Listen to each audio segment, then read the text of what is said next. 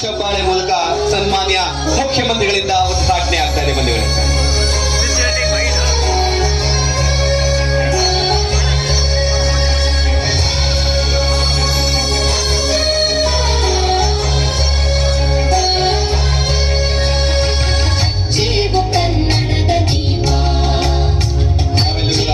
ಚಪ್ಪಾಳೆ ಮುಖೇನ ಸಾಕ್ಷಿಯಾಗೋಣ ಈ ಒಂದು ಐತಿಹಾಸಿಕ ಕಾರ್ಯಕ್ರಮಕ್ಕೆ.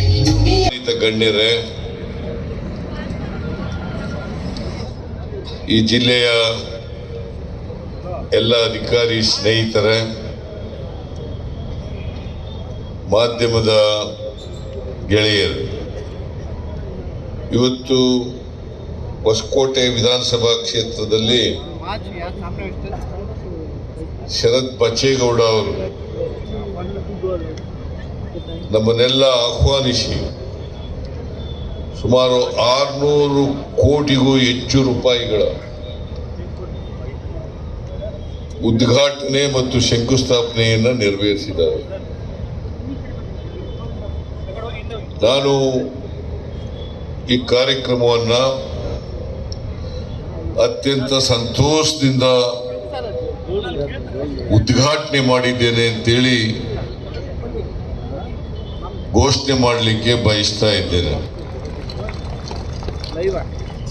ನಾನು ಯಾಕೆ ಈ ಮಾತನ್ನ ಒತ್ತಿ ಹೇಳಬೇಕಾಗಿದೆ ಅಂತಂದ್ರೆ, ವಿರೋಧ ಪಕ್ಷದವರು ಭಾರತೀಯ ಜನತಾ ಪಕ್ಷ ಮತ್ತೆ JDSನವರು ಪದೇ ಪದೇ ಹೇಳ್ತಾ ಇರ್ತಾರೆ, ಕಾಂಗ್ರೆಸ್ ಸರ್ಕಾರ ಗ್ಯಾರಂಟಿಗಳನ್ನ ಜಾರಿ ಮಾಡಿದ ಮೇಲೆ ಅವ್ರ ಹತ್ರ ಹಣ ಇಲ್ಲ, ಅಭಿವೃದ್ಧಿ ಕೆಲಸ ಮಾಡಲಿಕ್ಕೆ ದುಡ್ಡಿಲ್ಲ, ಖಜಾನೆ ಎಲ್ಲ ಖಾಲಿ ಆಗ್ಬಿಟ್ಟದೆ ಅಂತೇಳಿ ಪದೇ ಪದೇ ಟೀಕೆಗಳನ್ನು ಮಾಡ್ತಾ ಇದ್ದಾರೆ. ಜನರಿಗೆ ತಪ್ಪು ಮಾಹಿತಿಯನ್ನು ಕೊಡ್ತಕ್ಕಂಥ ಪ್ರಯತ್ನವನ್ನು ಮಾಡ್ತಾರೆ. ಈಗ ನೀವೆಲ್ಲರೂ ಕೂಡ ಸಾಕ್ಷಿ. ಶರತ್ ಬಚ್ಚೇಗೌಡರು ಮಾಯಾಮಂತ್ರ ಏನು ಮಾಡಿಲ್ಲ. ಸುಮಾರು 600 ಕೋಟಿಗೂ ಹೆಚ್ಚು ರೂಪಾಯಿಗಳು, ಒಂದು ಕ್ಷೇತ್ರದಲ್ಲಿ 600 ಕೋಟಿಗೂ ಹೆಚ್ಚು ರೂಪಾಯಿಗಳ ಉದ್ಘಾಟನೆ ಮತ್ತು ಶಂಕುಸ್ಥಾಪನೆಯನ್ನ ಮಾಡಿದ್ದಾರೆ. ನೀವೆಲ್ಲರೂ ಕೂಡ ಸಾಕ್ಷಿ ಅಲ್ವಾ? ಖಜಾನೆ ಖಾಲಿಯಾಗಿದ್ರೆ ಇಷ್ಟೊಂದು ಅಭಿವೃದ್ಧಿ ಕೆಲಸಗಳಿಗೆ ಚಾಲನೆ ಕೊಡ್ಲಿಕ್ಕೆ ಸಾಧ್ಯ ಆಯ್ತಿತ್ತ? ನೀವೇ ಹೇಳಿ. ಈ ಬಿಜೆಪಿಯವರು JDSನವರು ಸುಳ್ಳು ಹೇಳೋದು ಬಿಟ್ರೆ ಅವ್ರಿಗೆ ಸತ್ಯ ಹೇಳಿ ಗೊತ್ತೇ ಇಲ್ಲ. ಅದಕ್ಕೆ ನಾನು ಅನೇಕ ಸಾರಿ ಹೇಳ್ತೀನಿ, ಬಿಜೆಪಿಯವರ ಮನೆ ದೇವರು ಸುಳ್ಳು, ಸುಳ್ಳೇ ಅವರ ಮನೆ ದೇವರು. ಹೌದಲ್ಲ? ಹೌದಲ್ಲ? ಹೌದು. 1000 ರೂಪಾಯಿ ಕೊಡ್ತೀವಿ, ಇದು ಉಳಿತಾಯ ಆಗುತ್ತಾ ಇಲ್ಲ? ಪ್ರತಿ ಕುಟುಂಬಕ್ಕೆ ಪ್ರತಿ ತಿಂಗಳು 4 ರಿಂದ 5 ಸಾವಿರ ರೂಪಾಯಿ ಕೊಡ್ತಾ ಇದ್ದೇವೆ. ಯಾವಾರು ಹಿಂದೆ ಸರ್ಕಾರ ಕೊಟ್ಟಿತ್ತ? ಸ್ವಾತಂತ್ರ್ಯ ಬಂದ ಮೇಲೆ ಯಾವ್ದಾದ್ರು ಸರ್ಕಾರ ಕೊಟ್ಟಿತ್ತ? ನಮ್ಮ ಸರ್ಕಾರ ಇವತ್ತು ಬೆಲೆ ಏರಿಕೆ ಆಗ್ಬಿಟ್ಟಿದೆ, ನಿರುದ್ಯೋಗದ ಸಮಸ್ಯೆ ಇದೆ. ಅದಕ್ಕೋಸ್ಕರವಾಗಿ ರೈತರ ಕೈಗೆ ಹಣ ಸಿಕ್ಕಬೇಕು ಅನ್ನೋ ಕಾರಣಕ್ಕೋಸ್ಕರವಾಗಿ ಈ 5 ಗ್ಯಾರಂಟಿ ಕಾರ್ಯಕ್ರಮಗಳನ್ನ ಮಾಡ್ತಾ ಇದ್ದೇವೆ. 5 ಗ್ಯಾರಂಟಿ ಕಾರ್ಯಕ್ರಮಗಳು ಈ ವರ್ಷ 36,000 ಕೋಟಿ, ಮುಂದಿನ ವರ್ಷ 56,000 ಕೋಟಿ ಉಳಿತಾಯ ಆಗ್ತದೆ ಇಲ್ಲ? ಉಳಿತಾಯ ಆಗುತ್ತೆ ಇಲ್ಲ? ಉಳಿತಾಯ ಆಗತ್ತೆ. ಗೃಹ ಜ್ಯೋತಿ ಕಾರ್ಯಕ್ರಮದ ಮೂಲಕ ಯಾರು 200 ಯೂನಿಟ್ ವರೆಗೆ ಯಾರು ಬಳಸ್ತಾರೆ, 200 ಯೂನಿಟ್ ವರೆಗೆ ಅವರಿಗೆ ಬಿಲ್ ಕಟ್ಟಾಗಿಲ್ಲ, ಅವ್ರಿಗೆ ದುಡ್ಡು ಉಳಿತಾಯ ಆಗ್ತದೆ ಇಲ್ಲ? ಅನ್ನಭಾಗ್ಯ ಕಾರ್ಯಕ್ರಮದ ಮೂಲಕ 5 ಕೆಜಿ ಅಕ್ಕಿಯನ್ನು ಉಚಿತವಾಗಿ ಕೊಡ್ತೀವಿ. ಅಕ್ಕಿ ಕೊಡೋದ್ರ ಬದಲು ಹಣ ಕೊಡ್ತಾ ಇದ್ದೀವಿ. 170 ರೂಪಾಯಿ ಪ್ರತಿಯೊಬ್ಬರಿಗೂ ಕೊಡ್ತಾ ಇದ್ದೀವಿ. ಈ ದುಡ್ಡು ಉಳಿತಾಯ ಆಗುತ್ತಾ ಇಲ್ಲ? ಯುವನಿಧಿ ಕಾರ್ಯಕ್ರಮದ ಮೂಲಕ ಯಾರು 2022-23ರಲ್ಲಿ ಪಾಸ್ ಮಾಡಿದ್ದಾರೆ, 6 ತಿಂಗಳೊಳಗಡೆ ಕೆಲಸ ಸಿಕ್ಕಲ್ಲ, ಅವ್ರಿಗೆಲ್ಲ ಪದವೀಧರ ನಿರುದ್ಯೋಗಿಗಳಿಗೆ 2 ವರ್ಷದವರೆಗೆ 3,000 ಕೋಟಿ ಇದೆಯಾ? 3,71,000 ಕೋಟಿ ರೂಪಾಯಿಗಳ ಬಜೆಟ್ ಅನ್ನು ಮಂಡಿಸಿದ್ದೀವಿ. ಬಸವರಾಜ ಬೊಮ್ಮಾಯಿ ಅವರು ಮಂಡಿಸಿದಂತ ಬಜೆಟ್ 3,09,000 ಕೋಟಿ. 3,09,000 ಕೋಟಿ. ನಾನು ಮುಂದಿನ ವರ್ಷಕ್ಕೆ ಮಂಡಿಸಿರ್ತಕ್ಕಂಥ ಬಜೆಟ್ 3,71,000 ಕೋಟಿ. ಅಂದ್ರೆ ಸುಮಾರು 62,000 ಕೋಟಿ ಅವ್ರು ಮಂಡಿಸಿದಂತ ಬಜೆಟ್ಗೂ ನಾನು ಮಂಡಿಸಿರ್ತಕ್ಕಂಥ ಬಜೆಟ್ಗೂ ವ್ಯತ್ಯಾಸ. 62,000 ಕೋಟಿ ಒಂದು ವರ್ಷದಲ್ಲಿ ಬಜೆಟ್ ಹೆಚ್ಚಾಗಬೇಕಾದ್ರೆ ಬಜೆಟ್ ಬೆಳೆದಿದೆಯೋ ಇಲ್ಲ ಕೆಳಗಡೆ ಹೋಗಿದೆಯೋ ನೀವು ಯೋಚನೆ ಮಾಡಿ. ಇವತ್ತು ಕರ್ನಾಟಕ ರಾಜ್ಯದಲ್ಲಿ ಬಜೆಟ್ ಬೆಳೀತಾ ಹೋಗ್ತದೆ. ಮುಂದಿನ ವರ್ಷಕ್ಕೆ ಅಂದ್ರೆ 25-26ನೇ ಇಸ್ವಿಗೆ ಸುಮಾರು 4 ಲಕ್ಷ ಚಿಲ್ಲರೆ ಬಜೆಟ್ ಅನ್ನ ಮಂಡಿಸ್ತಕ್ಕಂಥ ಕೆಲಸವನ್ನು ಮಾಡ್ತೇವೆ. 4,25,000 ಕೋಟಿ ಬಜೆಟ್ ಅನ್ನು ಮಂಡಿಸ್ತಕ್ಕಂಥದ್ದನ್ನು ಮಾಡ್ತೀವಿ. 4,25,000 ಕೋಟಿ ಅಂದ್ರೆ ಕರ್ನಾಟಕ ರಾಜ್ಯ ಅಭಿವೃದ್ಧಿ ಆಯ್ತಾ? ಜನರ ಆದಾಯ ಕೂಡ ಹೆಚ್ಚಾಗ್ತಾ ಹೋಗ್ತಾ ಇರ್ತದೆ. GDP ಹೆಚ್ಚು ಬೆಳವಣಿಗೆ ಆಗ್ಲಿಕ್ಕೆ ಹೋಗ್ತಾ ಇರ್ತದೆ. ಅದಕ್ಕೆ ಬಡವರ ಕೈಗೆ ಹಣ ಕೊಡ್ತಕ್ಕಂಥ ಕೆಲಸವನ್ನ ನಾವು ಮಾಡ್ತಾ ಇದ್ದೇವೆ. 5 ಗ್ಯಾರಂಟಿ ಯೋಜನೆಗಳನ್ನ ನಾವು ಜಾರಿ ಕೊಟ್ಟಿದ್ದೀವಲ್ಲ, ಈ 5 ಗ್ಯಾರಂಟಿ ಯೋಜನೆಗಳಲ್ಲೂ ಕೂಡ ಮಧ್ಯವರ್ತಿಗಳ ಕಾಟ ಇದ್ದೇನೆ. ನೇರವಾಗಿ ಫಲಾನುಭವಿಗಳ ಅಕೌಂಟ್ಗೆ ದುಡ್ಡನ್ನ ಜಮಾ ಮಾಡ್ತಕ್ಕಂಥ ಕೆಲಸವನ್ನು ಮಾಡ್ತಾ ಇದ್ದೀವಿ. ಇವತ್ತು ಗೃಹಲಕ್ಷ್ಮಿ ಯೋಜನೆ ಕರ್ನಾಟಕದಲ್ಲಿ ಕೂಡ ಈಗಾಗಲೇ ಶರತ್ ಬಚ್ಚೇಗೌಡ ಹೇಳಿದ್ರು ಎಷ್ಟು ಹೊಸಕೋಟೆ ತಾಲೂಕಿಗೆ ಬಂದಿದೆ. 52,000 ಯಜಮಾನಿಯರಿಗೆ ಪ್ರತಿ ತಿಂಗಳು 2,000 ರೂಪಾಯಿ ಕೊಡ್ತೇವೆ. ಈ ದುಡ್ಡು 2,000 ರೂಪಾಯಿ ಅವ್ರ ಖರ್ಚಿಗೆ ಬರಲ್ವಾ? ಖರ್ಚು ಬರ್ತದ? ಇಲ್ಲ, ಬರ್ತದೆ. ಗ್ಯಾರಂಟಿಗಳನ್ನ ನಾವು ಘೋಷಣೆ ಮಾಡಿದಾಗ, ಚುನಾವಣೆಗಿಂತ ಮುಂಚಿತವಾಗಿ ಘೋಷಣೆ ಮಾಡಿದಾಗ,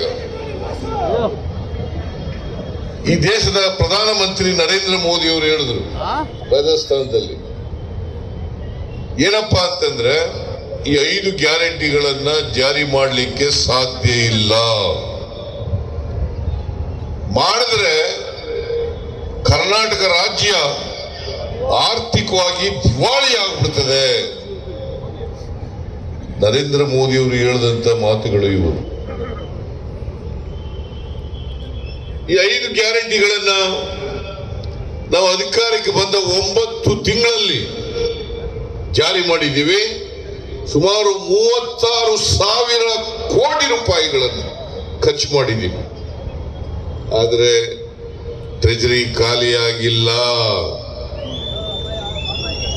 ಮುಂದಿನ 2024-25ರ ಬಜೆಟ್ ನಲ್ಲಿ ಈ ಗ್ಯಾರಂಟಿ ಯೋಜನೆಗಳಿಗೂ ಸೇರಿ 1,20,000 ಕೋಟಿ ರೂಪಾಯಿಗಳನ್ನ ಅಭಿವೃದ್ಧಿ ಕೆಲಸಗಳಿಗೆ ಇಟ್ಟಿದ್ದೇವೆ ಅಂತಕ್ಕಂಥದನ್ನ ತಮಗೆ ತಿಳಿಸಲಿಕ್ಕೆ ಬಯಸ್ತಾ ಇದ್ದೇನೆ.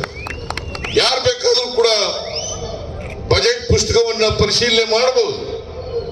ಸುಳ್ಳು ಹೇಳಕ್ ಬಂದಿಲ್ಲ ನಾವು. 1,20,000 ಕೋಟಿ. ಆ 1,20,000 ಕೋಟಿ ರೂಪಾಯಿಗಳಲ್ಲಿ 52,009 ಕೋಟಿ ರೂಪಾಯಿಗಳು ಗ್ಯಾರಂಟಿ ಯೋಜನೆಗಳಿಗೆ, ಇನ್ನು ಉಳಿದ 68,000 ಕೋಟಿ ಅಭಿವೃದ್ಧಿ ಕೆಲಸಗಳಿಗೆ. ರಾಜ್ಯದ ಮೂಲಭೂತ ಸೌಕರ್ಯಗಳು, ಶಿಕ್ಷಣ ಇಲಾಖೆ ಇರ್ಬೋದು, ಆರೋಗ್ಯ ಇಲಾಖೆ ಇರ್ಬೋದು, ಪೊಲೀಸ್ ಇಲಾಖೆ ಇರ್ಬೋದು, ಗ್ರಾಮೀಣಾಭಿವೃದ್ಧಿ ಇಲಾಖೆ ಇರ್ಬೋದು. ಏನ್ ಹೇಳೋಗಿದೆ ಅಂದ್ರೆ ಕಾಂಗ್ರೆಸ್ ಬಡತನದ ವಿರುದ್ಧ ಹೋರಾಟನೇ ಹೊರತು ಬಡವರ ವಿರುದ್ಧ ಹೋರಾಟ ಅಲ್ಲ ಅಂತ ಹೇಳಿದ್ದೆ. ಆಗ ಇನ್ನೊಂದು ಮಾತು ಹೇಳಿದ್ದೆ, ದಳದವ್ರಿಗೆ ಬಿಜೆಪಿಯವ್ರಿಗೆ ಸೇರಿಸಿ ಕೆರೆಯಲ್ಲಿ ಕಮಲ ಕೆರೆಯಲ್ಲಿದ್ದರೆ ಚಂದ, ತೆನೆ ಹೊಲದಲ್ಲಿದ್ದರೆ ಚಂದ, ಈ ದಾನ ಧರ್ಮ ಮಾಡುವ ಕೈ ಅಧಿಕಾರದಲ್ಲಿದ್ರೆ ಮಾತ್ರ ಚಂದ ಅಂತ ಹೇಳಿದ್ದೆ ನಾನು. ಇವತ್ತೇನಾಯ್ತು? ಈ ಕೈ ಅಧಿಕಾರಕ್ಕೆ ಬಂದದ್ಕೆ ಪಂಚ ಗ್ಯಾರಂಟಿ 5 ಬೆರಳು ಸೇರ್ತು. ಈ 5 ಬೆರಳು ಕೈ ಮುಷ್ಟಿ ಆಯ್ತು, ಗಟ್ಟಿ ಆಯ್ತು. ಈ ಪಂಚ ಗ್ಯಾರಂಟಿ ಸೇರಿ 5 ಕೈ ಗಟ್ಟಿ ಆಯ್ತು. ಏನಾಯ್ತು? ತೆನೆ ಹೊತ್ತ ಮಹಿಳೆ ಹೊಂಟೋದ್ಲು, ಬಿಸಾಕ್ಬಿಟ್ಟು ಮೊದಲದ ಕಮಲನ ತಪ್ಪಿಸ್ಕೊಂಡು ಹೊಂಟೋದ್ರು. ಇಬ್ರು ಸೇರಿ ಏನು ಒಂದಾಗ್ಬಿಟ್ಟವ್ರೆ. ಈಗ ಯಾವ ಸರ್ಕಾರನ ಕಿತ್ತಾಕಿದ್ರು, ಆ ಕುಮಾರಸ್ವಾಮಿ ಸರ್ಕಾರ ಯಾರು ತೆಗೆದ್ರು, ಈಗ ಅವ್ರ ಜೊತೆನೆ ಈಗ ನಂಟಸ್ತಾನ ಮಾಡ್ಕೊಂಡು ಇವತ್ತು ಹೊರಟಿದ್ದಾರೆ. ಇರ್ಲಿ, ಅದನ್ನ ಮಿಕ್ಕಿದ ವಿಚಾರನ ನಮ್ಮ ಮುಖ್ಯಮಂತ್ರಿಗಳು ಮಾತಾಡ್ತಾರೆ. ಇವತ್ತು ನಾನು ತಮ್ಗೆ ಹೇಳಿದಿಷ್ಟೇ, ನಾವು ಈ ತಾಲೂಕಿನಲ್ಲಿ ನನಗೆ ಬಹಳ ಸಂತೋಷ. ನಿಮ್ಮ ಶಾಸಕರು ಈ ತಾಲೂಕಿನಲ್ಲಿ ಅವರ ಹಿರಿಯರು ಯಾವ ರೀತಿ ನಡ್ಕೊಂಡು ಹೋದ್ರು ಅದಕ್ಕಿಂತ ಒಂದು ಮಟ್ಟಕ್ಕೆ ಹೋಗಿ ಇತಿಹಾಸವನ್ನ ಸೃಷ್ಟಿ ಮಾಡ್ತಾ ಇದ್ದಾರೆ. ನಿಮ್ಮ ಬದುಕಿನಲ್ಲಿ ನಿಮ್ಮ ಸ್ವಾಭಿಮಾನಕ್ಕೆ ನೀವು ಒಂದು ಉತ್ತಮವಾದಂತಹ ಶಾಸಕರನ್ನ ಪಡ್ಕೊಂಡು ಎಲ್ಲ ಕಾರ್ಯಕರ್ತರಿಗೆ ಶಕ್ತಿಯನ್ನು ತುಂಬಲಿಕ್ಕೆ ಇವತ್ತು ಉತ್ತಮವಾಗಿ ಅವ್ರ ಕೆಲಸವನ್ನ ಮಾಡ್ತಾ ಇದ್ದಾರೆ. ನೀವು ಅವ್ರನ್ನ ಉಳಿಸ್ಕೊಂಡು ನೀವು ಬೆಳೆಸ್ಕೊಂಡು ಹೋಗ್ತಾ ಇದ್ರಿ. ನೀವು ಬರೀ ಅವರು ಶಾಸಕರು ಮಾಡಿಲ್ಲ, ನಮ್ಮ ಸರ್ಕಾರಕ್ಕೆ ನಮ್ಮ ಪಕ್ಷಕ್ಕೆ ಒಂದು ದೊಡ್ಡ ಶಕ್ತಿಯನ್ನು ಕೊಟ್ಟಿದ್ದೀರಿ. ಅವ್ರನ್ನ ಬೆಳೆಸ್ತಾ ಇದ್ದೀರಿ. ಒಂದು ಆಸ್ತಿ ಹಣ ಕೊಟ್ಟು ನಿಮ್ಗೆ ಮಾರ್ಕೆಟ್ ಮಾಡ್ಲಿಕ್ಕೆ ಇವತ್ತು ದೊಡ್ಡ ತೀರ್ಮಾನ ತೆಗೆದುಕೊಂಡಿದ್ದಾರೆ. ಇದು ಬಹಳ ಅವಶ್ಯಕತೆ ಇತ್ತು. ಈ ಹೊಸಕೋಟೆ ಬೆಂಗಳೂರಿನ ಹೆಬ್ಬಾಗಿಲಿದು, ಬೆಂಗಳೂರಿನ ಹೆಬ್ಬಾಗಿಲು. ನೀವು ಮುಂದಕ್ಕೆ ಯಾವತ್ತು ಹೊಸಕೋಟೆ ಅಂದ್ಕೊಳಕ್ ಹೋಗಬೇಡಿ. ನೀವು ಕನಕಪುರದವರು, ರಾಮನಗರದವರು, ಚನ್ನಪಟ್ಟಣ, ಮಾಗಡಿ, ದೇವನಹಳ್ಳಿ, ನೆಲಮಂಗಲ, ನಾವೆಲ್ಲ ಬೆಂಗಳೂರು ಜಿಲ್ಲೆಯವರು, ಬೆಂಗಳೂರು ನಗರದವರು. ಮುಂದಕ್ಕೆ ಬೆಂಗಳೂರು ನಗರದಲ್ಲಿ ಏನೆಲ್ಲ ಸೌಲಭ್ಯ ಸಿಗ್ತದೆ ನಿಮ್ಗೂ ಕೂಡ ಪಾಲ್ದಾರರು. ಇದನ್ನೇ ಕೆ ಎಚ್ ಮುನಿಯಪ್ಪನವರು ಮತ್ತು ನಮ್ಮ ಕೃಷ್ಣ ಬೈರೇಗೌಡರು ಹೇಳಿದ್ರು. ಈಗಾಗಲೇ ಬಚ್ಚೇಗೌಡರು, ನಮ್ಮ ಶರತ್ ಬಚ್ಚೇಗೌಡರು ಮಾತಾಡಿದ್ದಾರೆ. ಮೆಟ್ರೋ ವಿಚಾರ ಮಾತಾಡಿದ್ದಾರೆ, ನೀರಿನ ವಿಚಾರ ಮಾತಾಡಿದ್ದಾರೆ. ನಮಗೂ ಬಚ್ಚೇಗೌಡರಿಗೂ ಗೊತ್ತಿದೆಯಲ್ಲ, ಶರತ್ ಬಚ್ಚೇಗೌಡರಿಗೂ ನಾವು ಬಹಳ ಆತ್ಮೀಯರು. 3 ಜನ ಶಾಸಕರನ್ನ ಈ ಗ್ರಾಮಾಂತರ ಜಿಲ್ಲೆಯಲ್ಲಿ ಗೆಲ್ಲಿಸಿ ಈ 5 ಗ್ಯಾರಂಟಿಗಳನ್ನ ಅನುಷ್ಠಾನಕ್ಕೆ ತರಲಿಕ್ಕೆ ತಾವೆಲ್ಲ ಕಾರಣಕರ್ತರಾಗಿದ್ದೀರಿ. ಅದಕ್ಕೆ ನಿಮ್ಗೆ ಅಭಿನಂದನೆಗಳು. ಬಡವರು ಯಾವಾಗಲೂ ಕೂಡ ಯಾರು ಬಡವರಾಗಿರ್ಲಿಕ್ಕೆ ಸಾಧ್ಯ ಇಲ್ಲ. ಯಾವ ಸಾಹುಕಾರನು ಪರ್ಮನೆಂಟ್ ಆಗಿ ಸಾಹುಕಾರ ಆಗ್ಲಿಕ್ಕೆ ಸಾಧ್ಯನೇ ಇಲ್ಲ. ಆದ್ರಿಂದ ಬಡವನು ಸಾಹುಕಾರ ಆಗ್ತಾನೆ, ಬಲಿಷ್ಠವಂತ ಆಗ್ತಾರೆ. ಆ ದೃಷ್ಟಿಯಿಂದ ಎಷ್ಟೇ ಕಷ್ಟ ಇದ್ರು ಕೂಡ ಈ ಒಂದು ಬರಗಾಲದಲ್ಲಿ ತತ್ತರಿಸ್ತಾ ಇದ್ದೀರಿ ಅನ್ನೋದು ಕೂಡ ಗೊತ್ತಿದೆ. ಆದ್ರೆ ಕಳೆದ ಸರ್ಕಾರದಲ್ಲಿ ಬಿಜೆಪಿ ಸರ್ಕಾರ ಕೇಂದ್ರದಲ್ಲಿ ರಾಜ್ಯದಲ್ಲಿ ನಿಮ್ಗೆಲ್ಲ ಮಾತು ಕೊಟ್ಟಿತ್ತು, ನಿಮ್ಮ ಆದಾಯ ಡಬಲ್ ಮಾಡ್ತೀವಿ ಅಂತೇಳಿ. ಏನು ಬೆಲೆಗಳನ್ನ ಗಗನಕ್ಕೆ ಏರಿತ್ತು, ನಿಯಂತ್ರಣ ಮಾಡ್ತೀವಿ ಅಂತ ಹೇಳಿದ್ರು. ನಿಮ್ಮ ಅಕೌಂಟ್ 15,000 ಅಂತ ಹೇಳಿದ್ರು.